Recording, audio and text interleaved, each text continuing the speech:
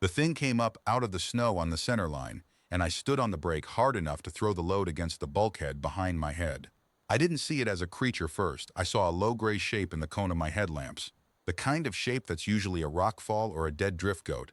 And a man who's hauled this pass for 30 winters learns not to swerve for shapes, because swerving on the Tolkien grade is how a 40-ton rig ends up folded in the gorge with the driver inside it. So I didn't swerve. I braked, straight and ugly, the trailer fishtailing a hand's width on the black ice before the chains bit, and the rig stopped with the bumper maybe 2 arm lengths short of it. It lifted its head into the light, and then it didn't move at all, which is what a thing does when it has decided that being still is the last idea it has left. I sat there with the engine ticking and my heart going, and I looked at it through the smeared glass, small, scaled. A long neck folded down low and 2 stubs of wing pinned flat to a back no bigger than a feed sack.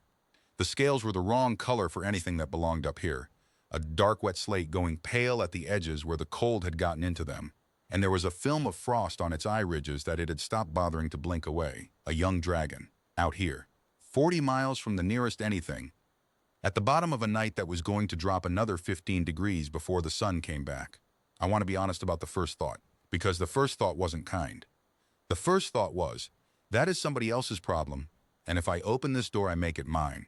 I had 400 crates of mountain freight behind me, and a delivery window in Harrowvale that didn't care about anybody's hard luck. And the company that signed my checks had a written policy, 3 pages of it, about not stopping for roadside hazards, and a dragon on the center line at 3 in the morning was a roadside hazard if anything ever was. The dragon coughed. It was a small sound and it made a small cloud, and the cloud hung there and then it was gone, and the dragon's head sank a little lower toward the ice. I shut the engine off. I'll tell you what that costs. Shutting a cold engine off at altitude in winter, it costs you the maybe of getting it started again. There's a reason long-haul men on the high passes idle through the night and never kill the motor.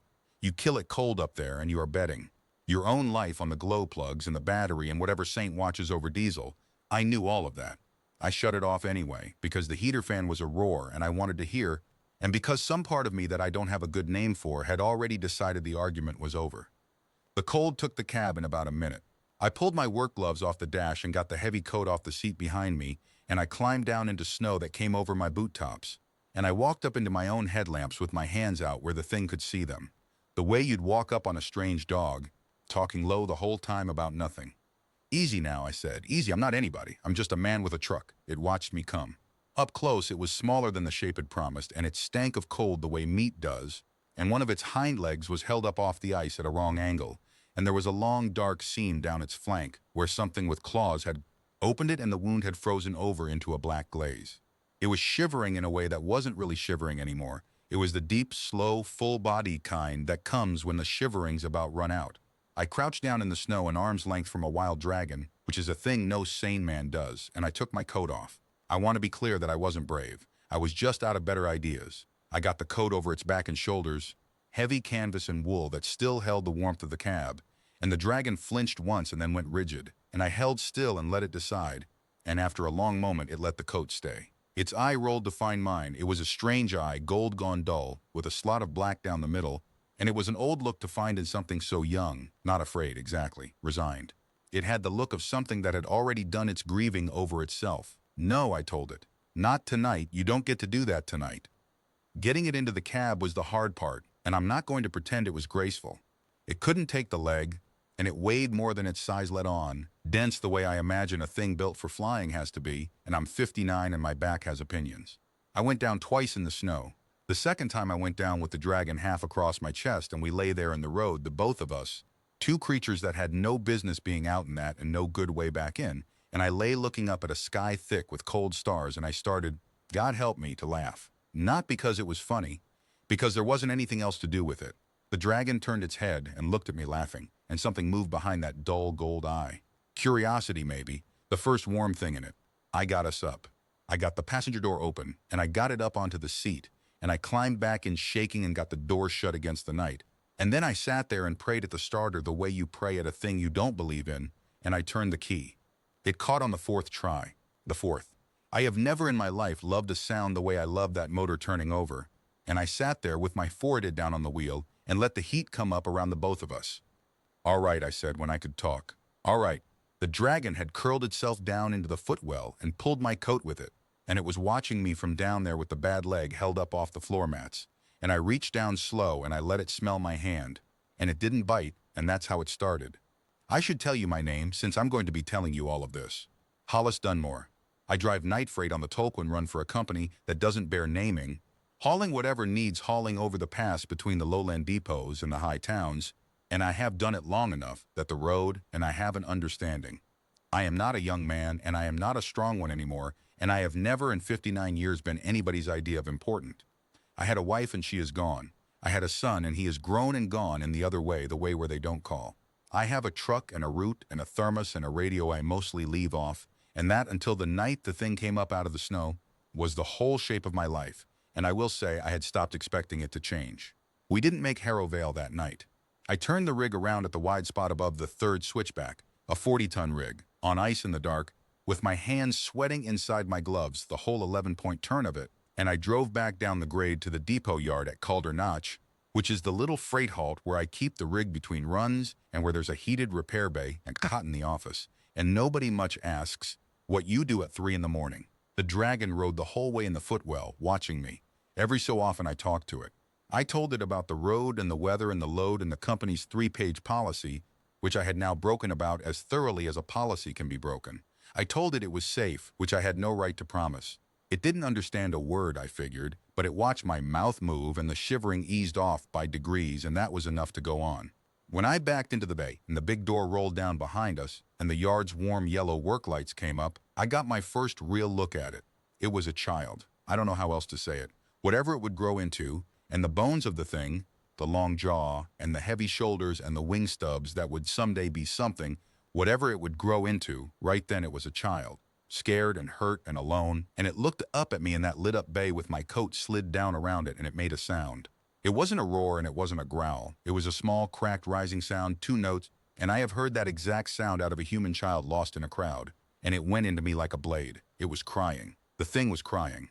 It was calling for somebody who wasn't there and was never coming, and it had been making that sound, I understood all at once, into an empty mountain, for I didn't know how long before a freight truck happened down the grade.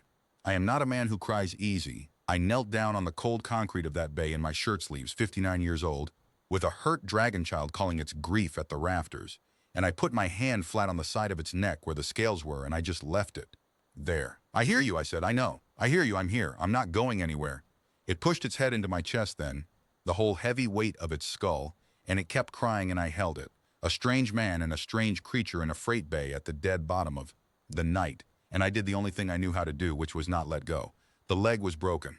I'd set enough bone in livestock over the years to know the feel of it through hide, and this was a clean break low on the hind limb, and the seam down its flank needed cleaning before it went bad. I did what you do. I had a first aid kit built for a man, not a dragon, but a wound is a wound.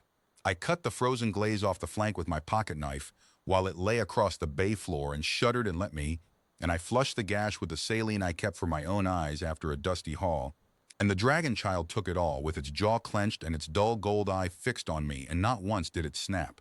I splinted the leg with 2 paint stir paddles and a roll of the rubberized tape we use for sealing crates, and I talked the whole time, low, about anything, because the talking seemed to be what kept it from making the crying sound, and I decided I would rather do almost anything than hear that sound again.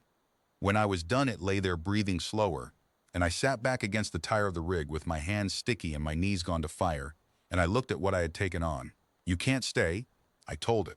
You understand that. I don't have the first idea what you eat. It turned out it ate what I ate, more or less, which I learned by accident when I unwrapped the cold beef roll I'd packed for the run and the dragon. Its whole head came up off the floor like a hound's. I tore it a piece. It took the meat from my fingers with a delicacy that didn't match the size of those teeth, and it watched me, and I tore it another piece, and that was supper for the both of us. Shared off 1 wax paper wrapper on the floor of a freight bay, and I'll tell you it was better company than I'd had at a meal in a long time. The dash chimed while we ate, and the small green eye of the dispatch transponder up on the console started its slow blink, which meant the homeboard had noticed a rig sitting still at a halt it had no delivery logged for, and was waiting on me to key a reason in.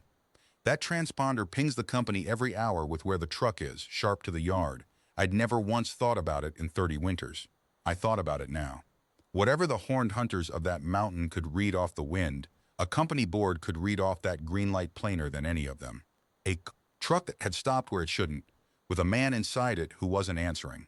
I sat there with the cold beef in my hand, and I understood that the kindness on the bay floor had just put a thread out into the world that anybody could pull, and that the longer I let it blink, the more of a story it told. So I got up, and I went out into the cold yard to the side of the rig, and I pulled the transponder fuse with my pocket knife, which a driver is fired for on the spot, and which leaves a 40-ton company truck a black hole the board can't see, and the green light died, and I stood there a moment in the dark with the fuse in my hand, an hour into harboring a thing I couldn't name, already a thief of my own employer's truck. The dragon child had dragged itself to the open bay door to watch me, the splinted leg held up, and it made a small uncertain warble out into the cold.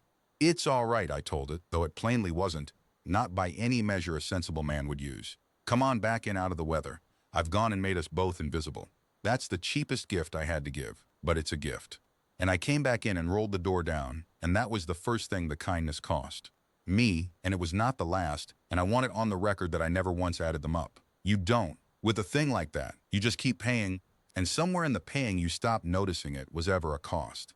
I slept 4 hours on the office cot with the bay door locked and the dragon child curled against the warm flank of the engine block, and when I woke it was watching me, and the leg was held a little wrong, and I thought, well, we'll get through today then. We did not get through the day quietly, because that was the morning the first one came looking. I had the bay door cracked a foot to let the diesel smell out, and I was on my back under the rig chasing an air leak that had been nagging me for a week. When the light from the gap changed, a shadow crossed it. I rolled out from under the truck, wiping my hands, and there was a man standing in my bay who had not come in any vehicle I'd heard. And that's the first thing that was wrong, because you hear everything that comes into Calder Notch Yard, the gravel tells on it. Except he wasn't a man. I got that on the second look. He was man-shaped, near enough, tall and lean in a long dark coat, but his skin had a faint sheen to it like oiled slate, and there were short curved horns swept back through hair that wasn't quite hair, and when he turned his head, the morning light caught a ridge of fine scaling down the side of his throat, and the slot-piped gold of his eyes. The same gold. The same eyes as the child behind me. "You have something of ours," he said. His voice was low and very even, and it had an accent I'd never heard, the consonants too precise. "On the road. A night and a day ago, you stopped." I didn't answer right off. I'd put myself, without quite deciding to, between him and the back of the bay where the dragon child had gone, still and small, behind a stack of pallets. "I stopped for a hurt animal on my road," I said. "If it's yours, you've a hard way of keeping it." It was half froze and starved, and somebody'd opened its side with a claw. Something moved across his face at that. I couldn't read it. "Not us," he said. "Show me." "No," I said. I surprised myself. He surprised himself too, I think. The gold eyes narrowed a fraction. I am not a brave man, and he was plainly something that could have taken me apart in that bay without trying, and I stood there in my coveralls with a wrench in my hand, and I told a thing out of the high cold no. "It came to me crying," I said. "Whatever it is to you, right now it's a hurt child sleeping off a broken leg behind those pallets, and you're not going to walk in here off no road I can see and drag it out into the cold so it can be your something again. You want to see it, you'll do it slow, and you'll do it gentle, or you'll do it over me, and I'll grant you that won't take long, but you'll do it." The silence in that bay went on a while. Then the dragon child made the sound. Not the crying, a different sound, a low warble, and it came out from behind the pallets dragging the splinted leg, and it went straight past me, straight to the horned man, and pushed its head against his knee. He went down on one knee in the grease and the gravel of my freight bay, and he put both hands on the child's head, and he bowed his own head over it, and he stayed like that a long moment, and when he looked up at me, his face had changed entirely. Whatever he'd been braced to find, it hadn't been this. The child alive, fed, splinted, calm. "You set the leg," he said, "best I could." "With?" He looked at the paint paddles and the crate tape and seemed to lose the words. "With what I had," I said. "I'd have done better with proper splints. You'll want a real bone setter to look at it. That's a clean break, but it ought to be pinned. And the flank wound's clean now, but it needs watching for the rot. There's a salve I used. It's stock salve. It won't hurt her. I stopped, because I'd said her, and I didn't know why I'd said her, and the horned man was looking at me strangely. "Her," he repeated. "I don't know why I said that. I don't know what it is. I'm just the man who has a truck." He stood. He was a head taller than me, and he looked down at me for a long moment with those gold eyes, and the child leaned against his leg and looked up at the both of us, and I had the strong sense that something was being weighed that I couldn't see the scales of. "You don't know what you've done," he said at last. It wasn't a threat. It came out almost soft, almost like wonder. "You truly don't. I stopped for a kid on the road. There's no more to it than that." "There is," he said. Rather, a great deal more to it than that. He looked down at the child. This is no stray you warmed in your cab, freight man. Do you understand me? Not a stray. Not a beast that wandered off. Her name is Esvathai of the Varen Reach, and she is the last living child of a sky throne. And 3 powers in this range have been hunting her since the night her mother's eyrie fell, to hold her or to end her, and you, he stopped. He shook his head, the small, slow shake of a man recalculating his whole morning. You found her first, and you fed her off your own supper, and you slept beside her, and you stood in front of me with a wrench. I didn't have anything to say to that. The words were too big for the bay, a sky throne, a last living child. The kind of words that belong in the old songs, not on the lips of a horned man standing in diesel fumes telling them to a tired driver with grease to his elbows. I don't want any of that, I said finally, and I meant it. I don't want a reward, and I don't want a part of any war. I want her leg to heal, and I want her not to be alone and crying in the cold ever again, and that's the whole of what I want, and you can keep the rest of it. The horned man looked at me as if I'd said something in a language he was only now beginning to translate. That, he said quietly, is precisely why it will matter. His name was Drevin. He was, he told me, a wingsworn of the fallen Heir, which I gathered meant something between a soldier and a kinsman and a keeper, the way the old human words for such things blur together. And he had been searching the Tukwin range for the child for 11 days, on foot and on the wing both, finding cold trails and bad news until that morning when a thread of the child's scent had finally crossed a freight, rode and led him down to a depot. I told him he could stay until the leg held weight. He told me he could not. That to be found in one place with her was to bring the hunters down on it, and that the longest he dared stop was an hour. Then he looked at the child curled in my coat with her splinted leg out before her, dozing in the warm bay with a full belly for the first time in who knew how long, and he sat back down on an overturned crate and he stayed the hour, and then he stayed 3. Because she wouldn't have it otherwise. That was the thing I learned in those 3 hours, the thing that began to scare me. Every time Drevin made to rise, the child Esvath lifted her head and made the low warble that wasn't crying but stood next to it, and her dull gold eye went to me, and she dragged herself the few feet across the bay floor and put her head against my boot and would not be moved. She had chosen. I didn't ask to be chosen, and I'd have given the choosing back if I could, but a hurt child decides what a hurt child decides, and she had decided that the warm bay and the man who'd shared his beef roll were the safe place, and she was not letting go of the one safe thing in a world that had taken everything else. She imprinted on you, Drevin said, watching it, and there was trouble in his voice. On the road, in the cold. You were the warmth that came when she had stopped hoping for warmth. To her you are, he searched for it. There is a word in the high tongue. It does not translate. The fire you are allowed to belong to. She has made you that. It cannot be unmade by wanting it unmade. I'm a freight driver, I said. I haul crates over a mountain. I'm 60 next spring. I am not anybody's hearth. And yet, he said, that was when the second one came, and the second one did not knock. The bay door I'd cracked a foot blew inward off its track with a shriek of bent steel, and cold light and colder air came pouring in, and through it came a dragon, a true one, no man-shape to it, low and long, and the gray-green of old ice, big enough that it had to fold its wings to fit the bay, and its eyes were not gold. They were a flat, reflective white, and they fixed on the child, and the whole great body of it gathered to spring. Drevin was already moving. He came up off the crate, and his shape changed as he came. I won't pretend I saw it clear. It happened too fast and too strange. The man unfolding into something winged and dark and clawed mid-stride. And he met the gray-green dragon in the air of my freight bay, and the two of them came down together in a wreck of pallets and tools and noise, and I did the only thing a man with a truck can do.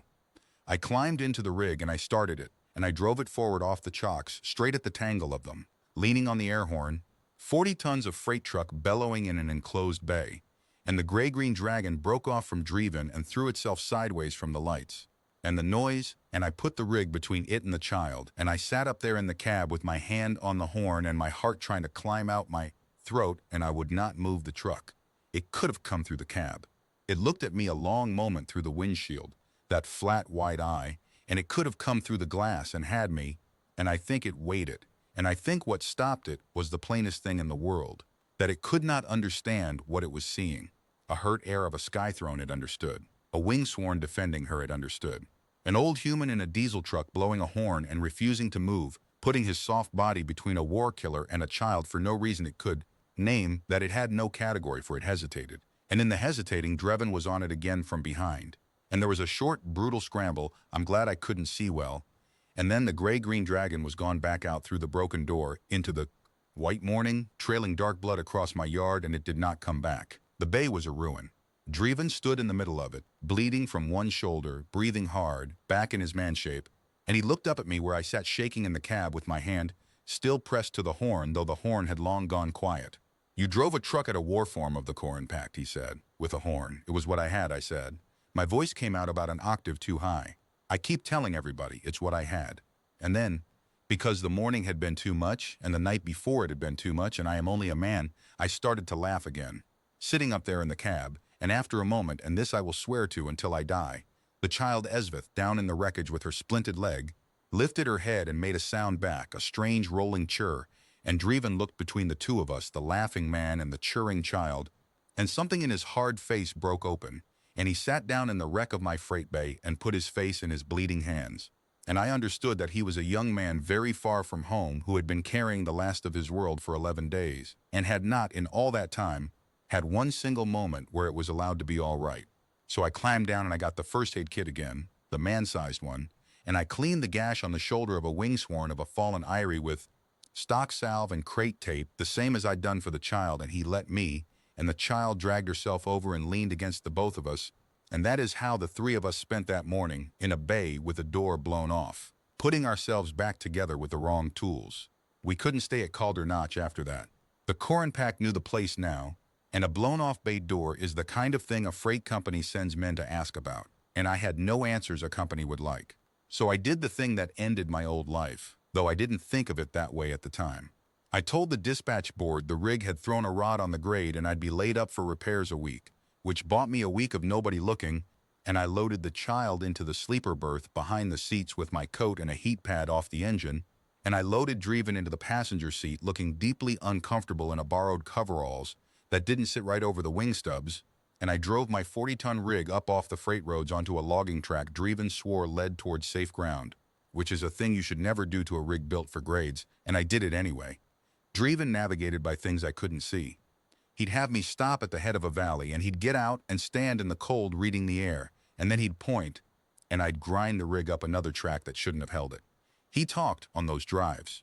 He told me about the Verne Reach, not a kingdom the way I'd have pictured it, no marble and no thrones, but a high range of eyries strung along the spine of mountains far to the north, an old and dwindling people who kept the sky thrones, which were less crowns than they were charges, the duty of holding a particular stretch of the heights against the long cold.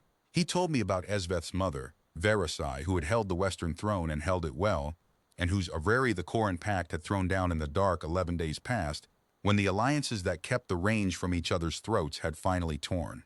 He told me Esveth was the last of that line, and that whoever held her held the Western throne's claim, and that there were three powers that wanted her: the Corrin Pact to end the line, a neutral conclave to cage her as a bargaining stone, and the remnant of her own reach to crown her, if any of them could find her before the others. "And you found her first," he said for the second time. "A man with a truck. You keep saying that like it means something. It means everything," he said. "You don't see it. In the old reckoning, the one who keeps the air through the cold dark before the throne is settled. That one is not. Nothing, freight man. That one is named. There is a word." He didn't translate it. He looked back at the child sleeping in the berth. "She has already named you it. She did it on the road, before any of us could stop her. The question that remains is only whether the living powers will honor what a hurt child decided, or spend her like a coin." I drove on. The child slept.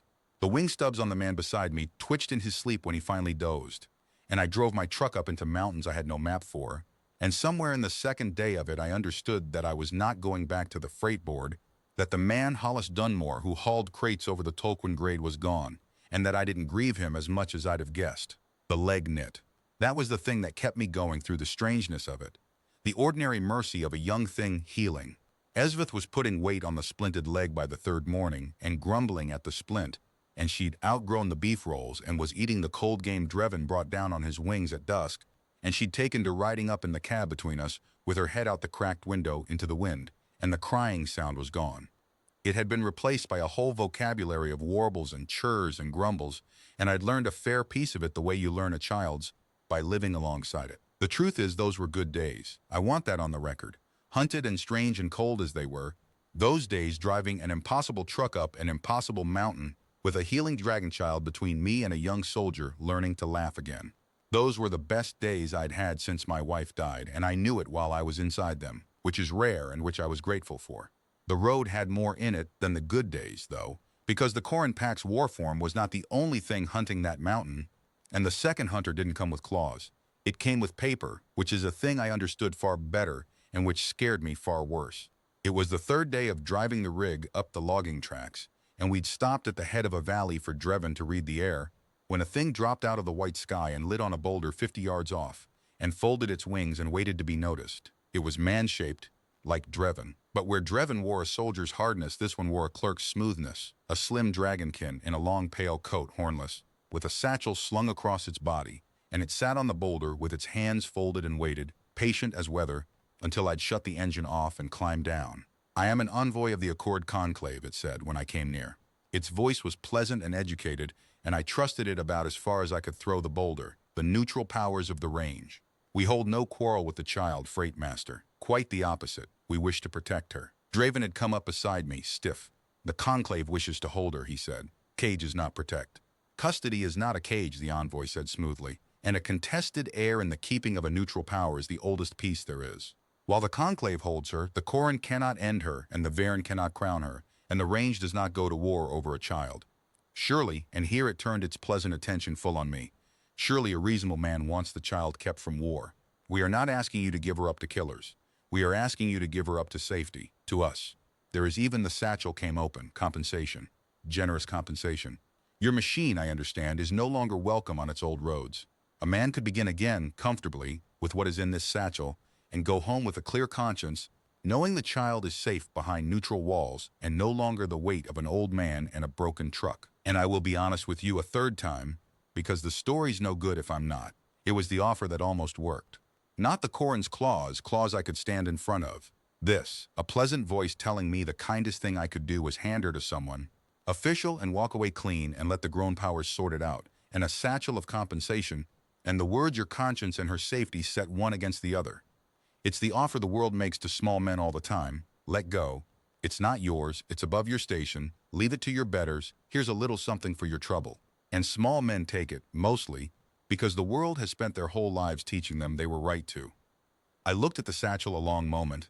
Then I looked back at the cab, where the child had her head out the window watching me, that dull gold eye fixed on the only safe thing she had, waiting to see if I was going to be safe too. "Let me ask you a plain thing," I said to the envoy. "Custody, behind your neutral walls.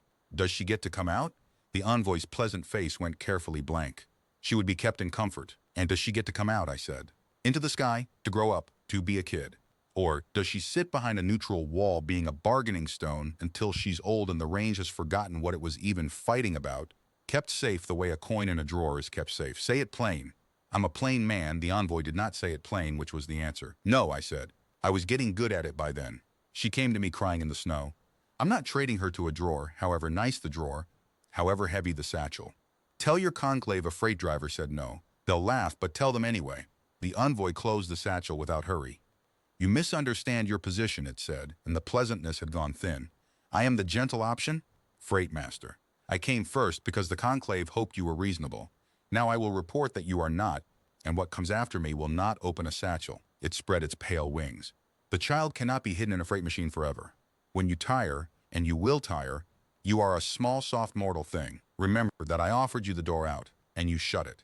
And it went up off the boulder and was a pale speck and then was gone. We drove the rest of that day in silence. I kept seeing the satchel, not because I wanted it, because of how close the words had come, conscience and safety, the exact 2 words a man uses to talk himself out of the one decent thing he's doing. That night, parked on a shelf of rock with the child asleep in the berth, Drevin said quietly, "Most would have taken it. You should know that.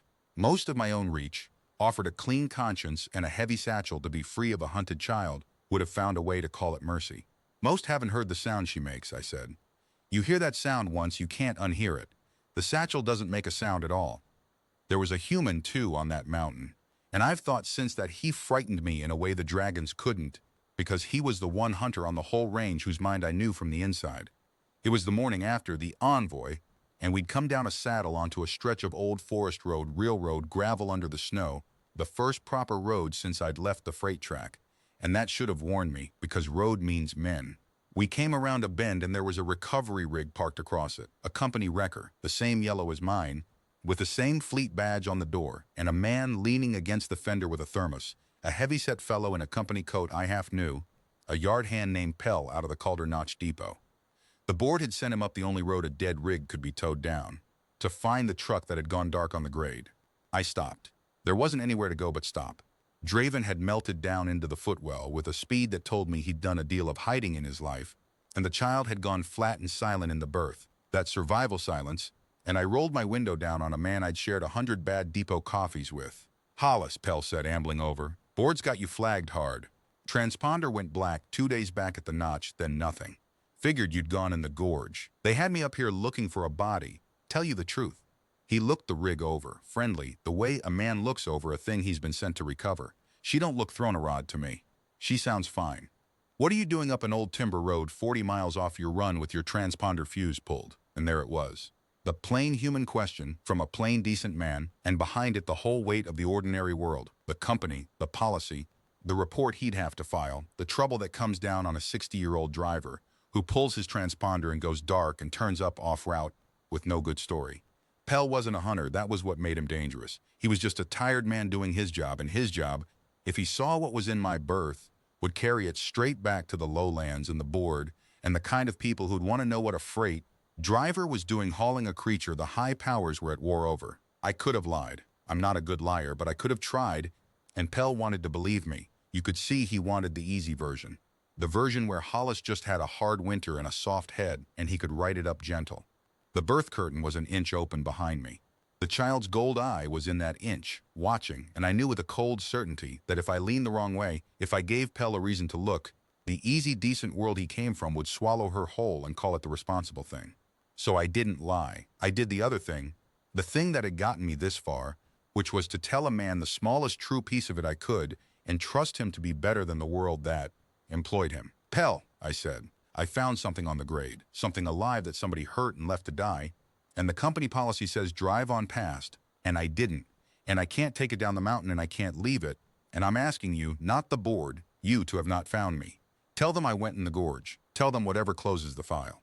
I'm 60 next spring, and I've got nothing the company can take that I'll miss, and I am asking you, one freight man to another, to drive back down that road and forget you came up it." Pell stood there a long moment with his thermos, looking at me, and then his eyes went, just once, to the inch of open curtain behind my shoulder, and I will never know how much he saw in it, a shape, an eye, a gleam of scale in the dark of the berth. But I know he saw something, because his face changed, the friendly went, still. And for a few heartbeats, the whole rest of my life sat balanced on a depot yard hand named Pell. 30 years I hauled that grade," Pell said at last, slow. "You know how many things I drove on past because the policy said to? I don't either." Stopped counting. He capped the thermos. "I didn't find you, Hollis. Wrecker came up an empty road and turned around. Rigs in the gorge. Files closed." He started back toward his truck, then stopped and didn't turn around. "Whatever it is back there, you keep it warm." And he climbed into the yellow wrecker and backed it off the road and was gone down the mountain. And I sat there shaking for the third time that week, because the cruelest thing the world does to small men is teach them that other small men won't help, and it's a lie, and Pell gave it the lie and drove off carrying a secret that could have ended me. Because once, just once, somebody asked him to be better than the policy and he found out he wanted to be. The envoy was right about one thing. The child could not be hidden in a freight machine forever, and the next day the Corps and Pact proved it. They didn't come at us head on this time. They'd learned something at the bay, I think, that the old human in the machine was a complication they didn't understand, and things that aren't understood are best gotten around. So they got around. We came up out of a long timbered draw onto open ground, the rig grinding in its lowest gear, and the whole white slope above us was already wrong. A deadfall of cut timber lay across the track ahead where no logging crew had been in years, and I knew the shape of an ambush the second I saw it, the way you know black ice by the shine. "Back it down," Draven said, low and fast. "Hollis, reverse now." I'd already found the gear, but a 40-ton rig doesn't reverse quick down a logging track, and they came off the high slope before I'd made 10 yards. 3 of them this time. True war forms, gray and scarred and silent, and they came not for the cab but for the trailer, to tip it, to fold the rig and spill what was in it down the mountain, the child with it. What happened next happened in about 20 seconds, and I've had a year to think about each of them. Draven went out the door already changing. He met the first war form in the air, and they went down together off the side of the track into the timber, and I lost him. The second came for the trailer's high corner, and I did the only thing the rig could do. I cut the wheel hard into the slope, jamming the whole length of the trailer broadside against the cut bank so they couldn't get under it to tip it, and 40 tons of freight machine groaned and dug in and held, a wall of steel between the child in the berth and the open drop. The third warform landed on the hood. It put its face to the windshield, that flat reflective eye a foot from mine through the glass, and it raised one foreleg with the claws spread to come through and take me out of the way, because I was the wall, and the wall had to come down before the trailer could be tipped. And I sat there with both hands locked on the wheel, holding the rig against the bank, and I did not let go to cover my face, because if I let go, the rig would slide, and the trailer would clear the bank and they'd have her. I want to tell you I did something brave. I didn't. I held the wheel, and I shut my eyes, and I waited for the glass. The glass didn't come.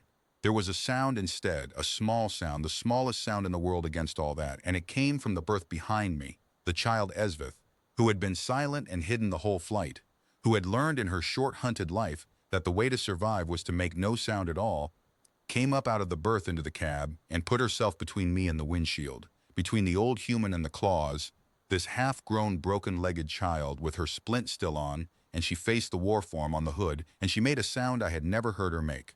It wasn't crying. It wasn't the warble. It was low and it was old, and it came up out of something far down in her, and it filled the cab, and I felt it in my teeth, and the warform on the hood went rigid, because it knew that sound. It was the voice of a sky throne, the small cracked first note of it, in a child who shouldn't have had it yet, but unmistakable, the voice of the Western throne that the Corin Pact had thrown down an eyrie to silence, alive and sounding right in their faces out of the cab of a freight truck. And the thing on my hood, the war killer, hesitated. The same hesitation as the first one in the bay that can't understand, except this time it wasn't the human it couldn't understand. It was the child. The hunted last thing, putting her own broken body between the hunters and a soft old mortal who hauled crates. It had come to end a line, and the line was shielding a freight man with its life, and there was no category in the whole cold world for that, and in the half-second the warform spent failing to understand it, Dravan came up out of the timber onto its back, and the high slope above us filled all at once with the thunder of the Verne. They had heard her. That was the thing. The voice of a sky throne carries. Dravan told me after that it carries further than any of them rightly understand, up over walls and across valleys, and Veradin's council had been searching that range for 11 days for exactly that sound and had never once heard it, because the child had been too frightened to make it, had survived by silence. And then a warform raised a claw at the old human she decided was hers, and the child stopped being silent. She called, and her whole people, a valley away, heard the Western throne sound for the first time since its eyrie fell, and they came, the Corin broke. 3 warforms against the vanguard of a council of ancients was not a fight, it was a rout, and they were gone up and over the ridge inside a minute. They did not come back that day. But a pact is a larger thing than 3 warforms, and they would carry word home now of what they'd heard, and the heart of the thing they'd been sent to make sure of, that the line was broken and the throne silent. They had now heard with their own ears was false. The Western throne was alive, and it had found its voice in the cab of a freight truck, and there is no quiet ending a thing once a whole range has heard it sing. There would be a reckoning over it, but not on that slope, and not that day. I sat in the wrecked rig with my hands shaking off the wheel and the child pressed back against my chest, the throne voice gone out of her, just a scared kid again, breathing hard, and I held her, and I said the only thing I had, which was the thing I'd said in the bay the first night. I hear you, I said. I've got you, I heard you. I'm not going anywhere. And up the slope, Veradin folded her great wings and looked down at the truck and the man and the child, and that was the moment, not the snowfield, the songs have it wrong, it was this moment, that the old dragon understood exactly what kind of thing had stopped on the road and decided what the reach would owe it. The Verne did not crowd us after that. Veradin sent the council back up the wall of the safe country and kept only a pair of the ancients shadowing us high and distant, out of sight, a guard the child never saw, and I only caught his movement against the cloud, and she let the last of the road belong to the truck. I understood, later, that this was a courtesy, that she had taken the measure of the thing between the freight man and the child, and judged that it deserved to finish on its own terms, in the cab the way it had started, and not be swept up into a flight of dragons before its ending was earned. So we drove the last day alone, the 3 of us, the way we had the first, and the leg held weight, and the child rode with her head out the window, and Dravan, who had stopped being a soldier somewhere on the mountain, and started being something more like a brother, told the old stories of the reach and the high tongue, and then translated the parts I wanted. And we did not talk about the wall coming up ahead of us, which we could all see and which meant the end of the road. On the 5th day, the truck could go no farther. The track ran out at a snowfield under a sheer wall of peaks, the safe country a half-day's climb up and over, a climb no man my age makes in winter and lives. I shut the engine off, and this time it was for good, and it cost me different than the first night had. Because the first night I'd been betting my life, and this time I was paying it down on purpose. I sat in the quiet a while. I didn't get out. I have to take her over now, Driven said gently. While the weather holds. You've done more than any soul of my reach will believe. You should turn the machine around, freight man, and go. I don't have anywhere to go, I said. It came out before I decided to let it. I have a truck and a route, and a company that thinks I threw a rod, and that was the whole of my life before a kid came up out of the snow, and I drove right out of it up a mountain, and I find I don't want it back. There's nothing down that grade for me. There never really was. I just hadn't had a reason to notice. The child Esvith was looking at me. She'd grown in 5 days. The head that had been level with my chest in the bay came up level with my own now in the cab, and she put it against me, the way she had that first night, and she made the low warble. And I knew it cold by then. It meant don't go. It was the 2 notes the crying had been, turned over into a question instead of a wound. I know, I told her, and my hand went flat to her neck. I know, but you've got a place to be, and it isn't the berth of a freight truck, and a man doesn't keep a Skythrone's air in a sleeper cab no matter how much he'd like to. You go on over the wall with Drevin. You go be what you are. My voice did something then that I'm not ashamed of anymore, though I was at the time. I only ever wanted the one thing, that you'd never be cold and alone and crying in the dark again. I told the war form that, and I told the clerk that, and now I'm telling you. You go be warm somewhere. That's all. That's the whole of it. And she would not climb down from the cab. Dreven tried to coax her, in the high tongue and then in the warbles, and she set the whole weight of herself down on the seat beside me and would not be moved, and the low warble went sharper and unhappier. And I knew that sound too. It was the sound she'd make right before the crying, and I would not be the cause of that sound, so I said, all right, I'll walk you to the snow line. I'll see you off proper. Then you go. And she gentled at that, because she trusted the word from me, which was its own kind of weight to carry. So we got out into the cold, the 3 of us, at the end of the road. And that was when the Verne came down to take her home, not the pair that had shadowed us, but all of them, the whole High Council, come to receive their last child properly and to settle at last the matter of the man who had kept her. They came down out of the high white sky, and they came in numbers, and even knowing now that they were her own, I felt the old fear go through me at the size of it, the way a small thing fears any great thing falling toward it. They came down in a wide ring on the snowfield, a dozen of them and more, true dragons most of them, vast and ancient in the colors of weathered stone, and a few man-shaped ones in long coats walking among them, and they settled into a circle around the 3 of us and the dead truck. And they were silent, and the silence was its own kind of weight, heavier than any roaring. Drevin had gone very still, and there was something in his face I hadn't seen before. Not fear, but the held breath of a man who does not yet know how his elders will rule. The council, he said low, all of it, they have come for the naming. The largest of them came forward. She was old. I could see the age in her the way you see it in a weathered cliff, a slate-gray ancient with a white frost of years across her brow ridges and eyes the deep gold of the child's, and she moved the way very old, powerful things move, slow because nothing in the world has ever required them to hurry. She came to the edge of our little ring, and she lowered her great head, and she looked for a long time, not at the child, but at me. I have been looked at by a lot of things in 59 years. I have never been looked at like that.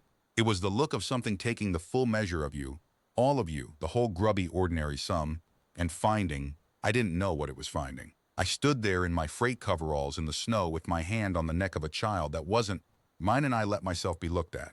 When she spoke, it was in the low human tongue, slow and accented, like Drevin's but older, each word set down with care. 11 days, the old dragon said, we have hunted our last child across these heights.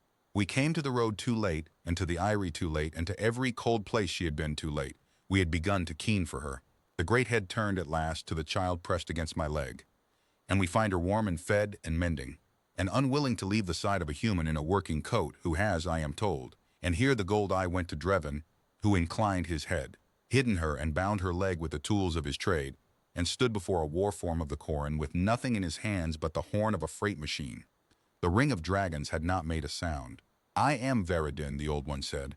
I held the eastern throne before this child's mother held the western, and I am what is left of the high council of the Verne Reach. And I will ask you a thing, human, and I will ask it only once. What do you want? Name it. There is little we have left, but a reach that does not pay its hearth debt is no reach at all, and the debt we owe you has no bottom. Land, gold, a long life, we can give even that in our way. The protection of the reach for you and yours to the last of your blood. Name what you want for what you have done. And if it is in the power of the sky to give it, it is yours. And the whole high council of a dragon people waited on the answer of a freight driver. I thought about it. I want you to know I thought about it honestly, because a man would be a fool not to, and I have never been rich and I have ached in the cold for a long time, and the offer was real. I thought about land and a warm house and a long life. And then I looked down at the child leaning all her weight against my leg, looking up at me with the dull gold eyes gone bright and warm now, the crying long gone out of them, and I knew the only thing I wanted was a thing the answer would have to give back. I don't want any of it, I said. I told the young one, and I'll tell you. I want her not to be cold and alone and crying ever again. That's the whole of it. That's all I ever wanted from the first minute. You're her own. You'll do that better than a truck and an old man ever could. So take her home and keep her warm and let her grow up to be whatever a Skythrone's child grows up to be.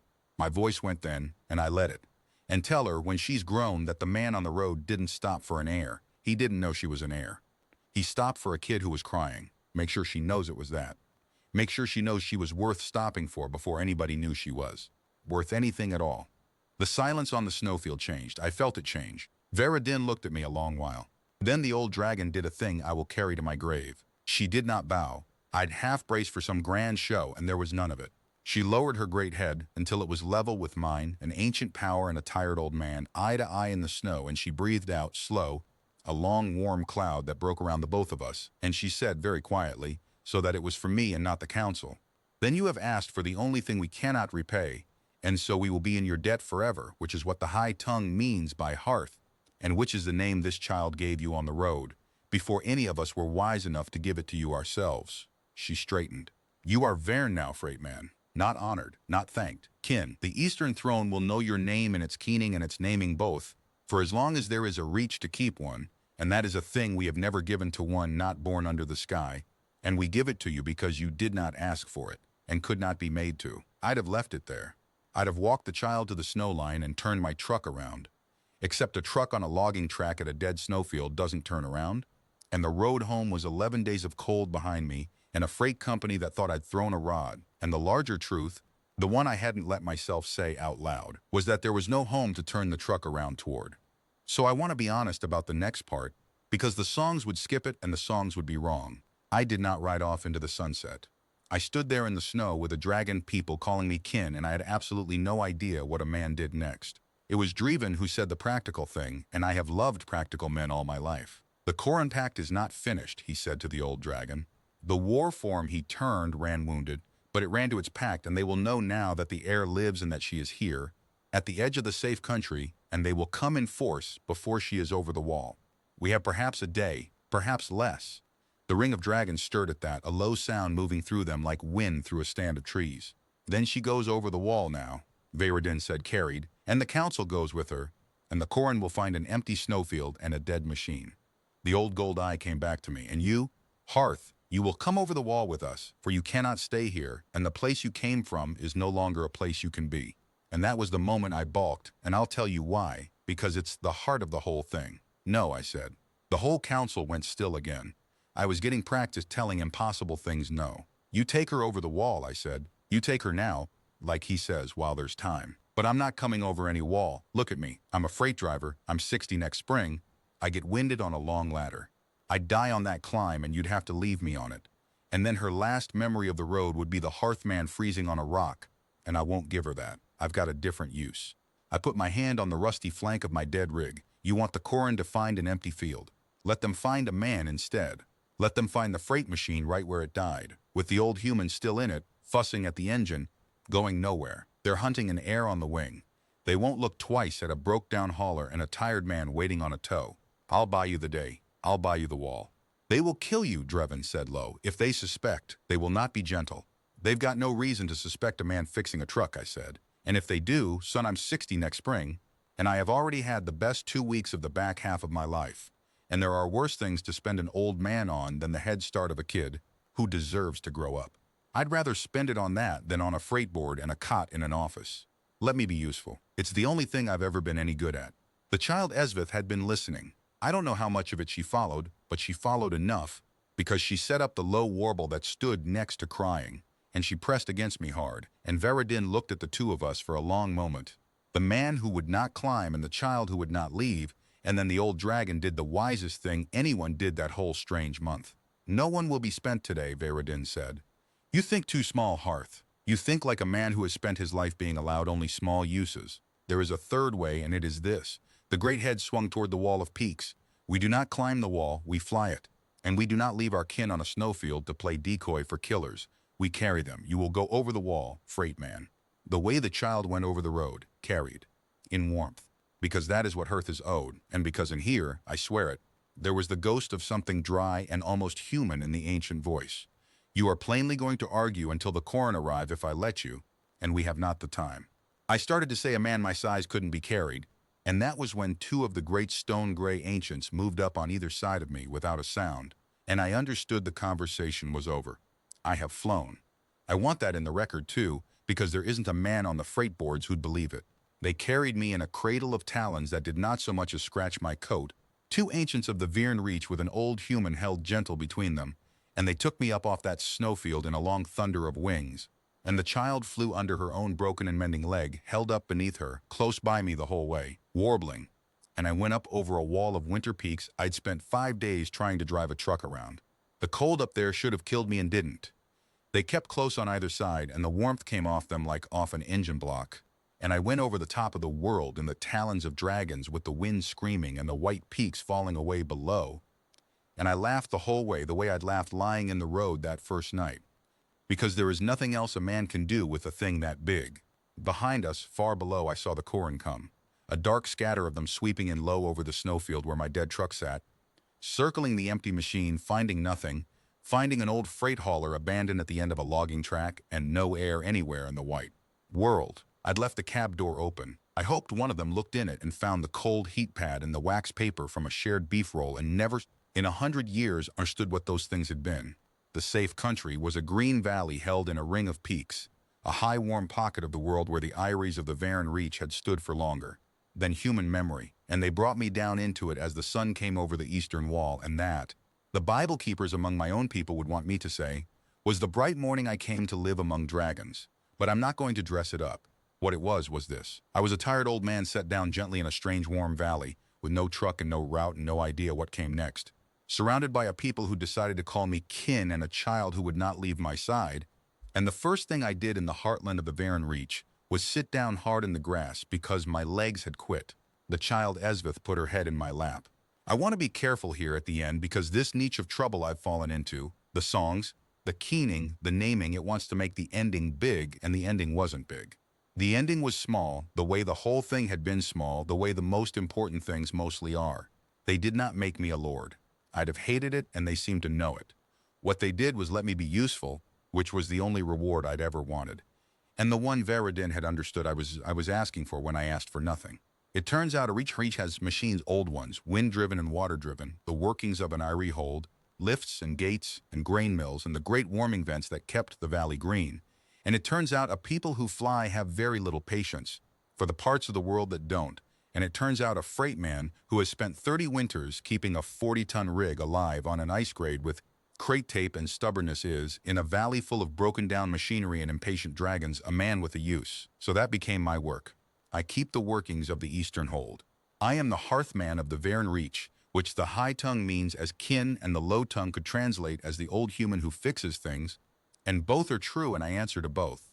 I have a workshop now that makes my old freight bay look like a closet, with daylight pouring down through a vent in the rock, and my own tools, the real ones I'd always wanted, and a long bench, and on most days a young dragon underfoot who is supposed to be learning to hold a throne and would rather be learning which end of a wrench is which.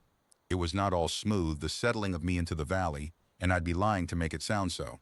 A people that has kept itself apart for longer than human memory does not simply open its eastern hold to a 60-year-old freight driver, because one ancient says a word over him, and there were those among the Varen who thought Veradin had gone soft in her last years, who looked at the hearth naming and saw a mortal given a place that no mortal had a right to, and who said so where I could hear it and where the child could too.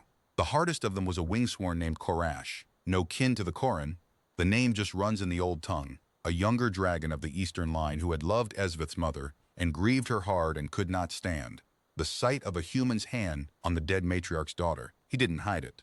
The third week in the valley, he came to my workshop while I was bleeding a warming vent, and he stood in the doorway blocking the daylight, and he said the throne hair of a fallen skyline should be raised by her own and not nursemaided by a soft mortal who'd be dust before she was grown, and that a hearth naming bought with one cold night was an insult to the dead.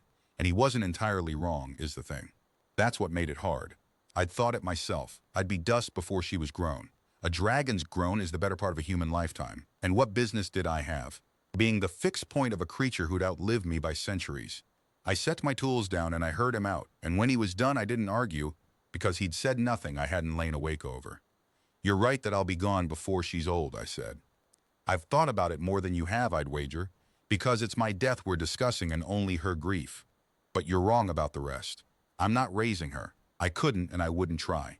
You'll raise her, you and the council and her own. I'm not her parent and I'm not her people. I'm the man who kept her warm one night when nobody else had, and I'll be the man who keeps the vents going and hands her the wrong wrench until I can't. And then I'll be a name in your keening, and that's the whole of what I am and the whole of what I want to be. You don't have to make me more than that. I never asked to be more than that. But you don't get to make me less than it either, because she decided what I was on the road, before any of us had a say, and I've learned that's not a thing that comes undone, because a grieving man wishes it would. Korash looked at me a long while.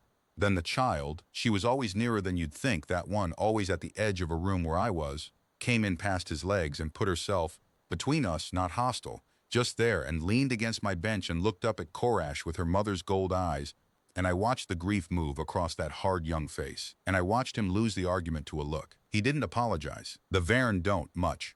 But the next morning there was a haunch of mountain game left on my bench before I woke, which Driven told me later was Korash's way, the oldest way the Reach has of saying a thing it can't say in words.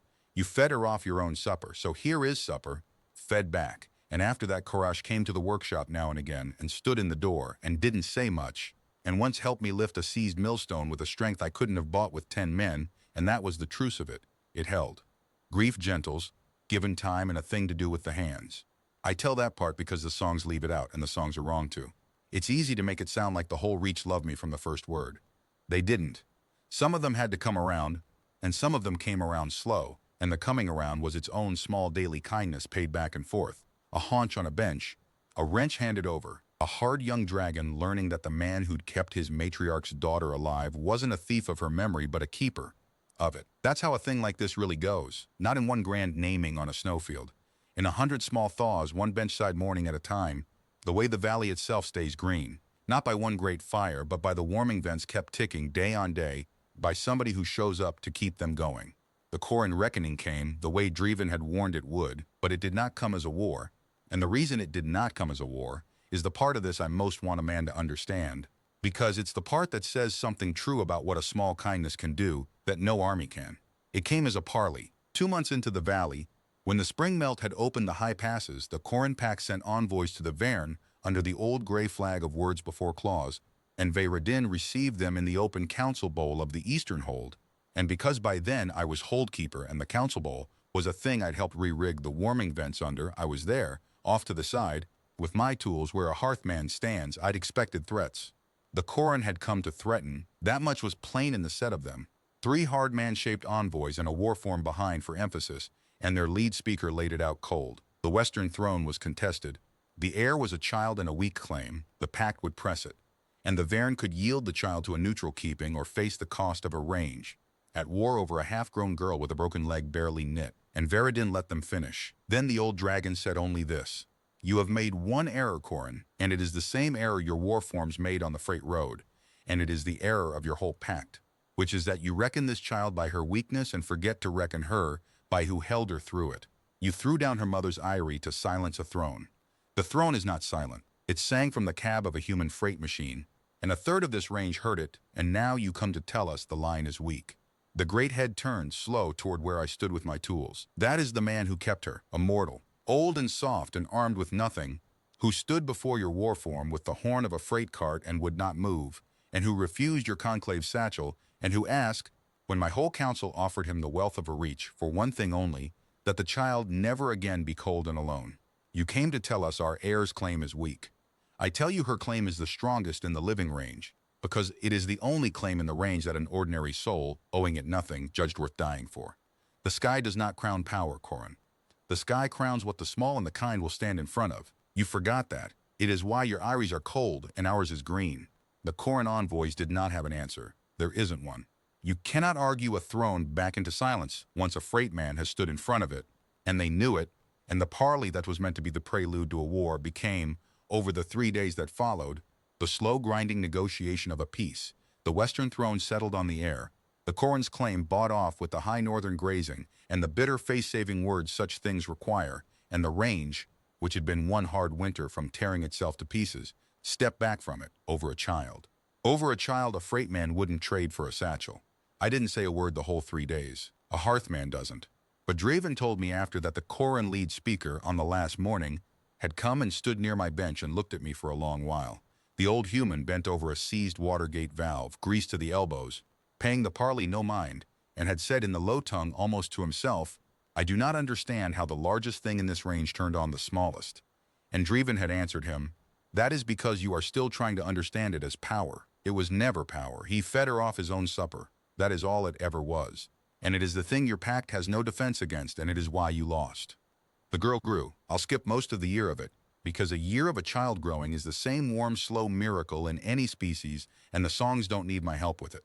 The leg healed clean. A real bone setter pinned it that first week in the valley, and it knit straight. And within the season she was flying, badly at first, crashing into the warming vents and the grain mill roofs, and I'd patch what she broke, and she'd look at me sideways with that gold eye gone bright and unrepentant, and I'd tell her she flew like a sack of freight, and she'd warble something back that I'm fairly sure was the high tongue for the same thing about my driving. There was one bad day in it I won't skip, because it taught me the last thing I had to learn about the word they'd named me. She went up too high too soon, that spring, the way a young thing does the moment a healed leg lets it, up past the eastern wall into a sky that turned on her.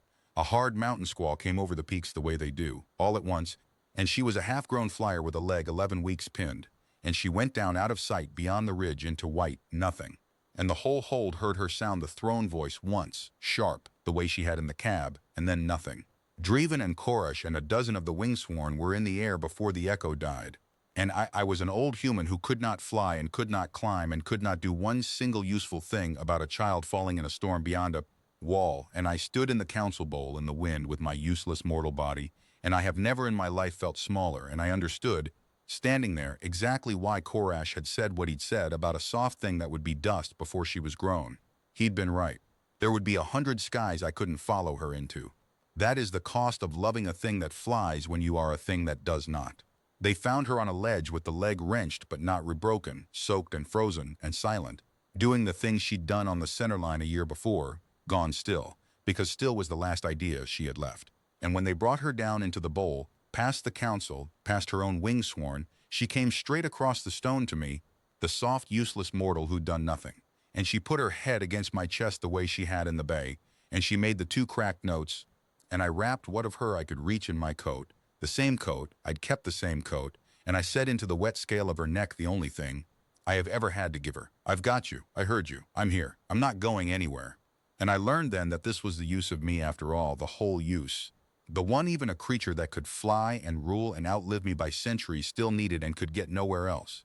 Not to follow her into the sky, but to be the warm still place she came down to when the sky turned on her. A thing that flies needs, more than anything, a hearth to come home to. I couldn't be the sky, I could be the coming home. It turned out that was the larger of the two. She is not a child anymore. She holds the Western throne now in name, with the council governing under her until she's grown into it, and she has learned the throne voice properly, the one that came up out of her in the cab that day, and when she sounds it from the western wall, the whole range goes quiet to listen. And the old dragons say it's the truest throne voice the Varen have had in 3 generations, and I believe them, because I heard the first cracked note of it raised to put a half-grown body between a war killer and a tired old man. A voice that learns itself defending a freight driver is going to be a true one. There was never any doubt of it. She comes down to my workshop most evenings still.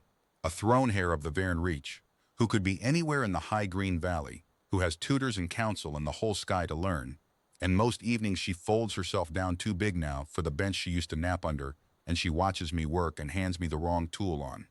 Purpose to make me grumble, and we don't talk much, and we don't need to. I taught her which end of a wrench. She taught me what it costs to keep a thing warm. We came out about even. People, my people. The few humans who've found their way up into the reach since, traders and a wandering bone setter and one runaway who needed somewhere, they ask me, sometimes if I miss it, the road, the lowlands, the life I had before a creature came up out of the snow on the centerline. And I tell them the truth, which is that I don't.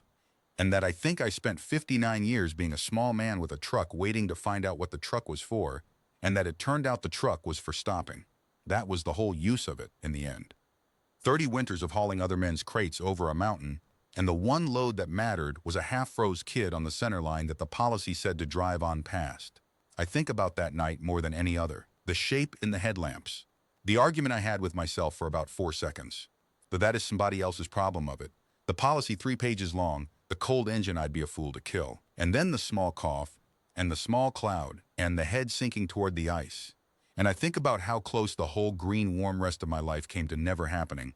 How it all hung on, whether one tired old freight man reached for the key or the gear shift. And I don't tell anybody this part, but I'll tell you, since you've come this far. I am not proud of much in 59 years. I am proud that I shut the engine off. Veridin died last winter, full of years. On the eastern wall she'd held longer than human memory, and they keened her for 9 days. And on the last day, by the old custom, they spoke the names of the reaches kept and honored dead. And they spoke a human name among the dragons of 3 generations, because the old one had said it in the keening herself before she went. Hollis, the hearth, who kept the western throne warm in the cold dark before it was a throne.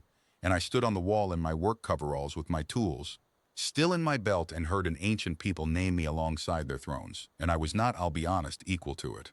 I'm not the man that name is for. I'm a freight driver who stopped. But I have learned, up here among them, that this is the whole of what they mean by the word. Not the great deed, the stopping. The one who, owing nothing with nothing in his hands, will not drive on past the small cold thing crying in the dark. That is hearth, in the high tongue, and there is no higher word the Varen have, and they give it, when they give it at all, to the ones who never thought they'd earned anything. She still asks me sometimes on the cold nights to tell it, the road, the truck, the night she came up out of the snow. And I tell it the same every time because she likes it told the same, and I always end it the same way, with my hand flat on the great warm neck of the throne hair of the Varen Reach the way it lay on a half-froze child in a freight bay a lifetime ago. You weren't a stray, I tell her. You weren't an heir either. Not to me, not that night. I didn't know any of that. You were just a kid crying in the cold, and you were worth stopping for before a single soul in this whole wide range knew you were worth anything at all. Don't you ever forget which one you were first. And she never says anything back. She just leans the whole warm weight of herself against me the way she did in the bay, and we sit in the dark of my workshop with the daylight gone and the warming vents ticking, an old human and the thing he stopped for, and that is enough. That has always been enough. That was the whole of what I ever wanted, and it turned out to be the one thing in the world that couldn't be bought, paid back, or driven past, and I very nearly drove past it. I think about that. On the cold nights, I think about that. Then I bank the vents, and I check her splinted memory of a leg that healed straight years ago out of pure old habit. And I tell her going up to the wall, it's late. And she goes, and I stay, and I keep the fire going. It's what I'm for. It took me 59 years and a kid in the snow to find it out, but it's what I'm for.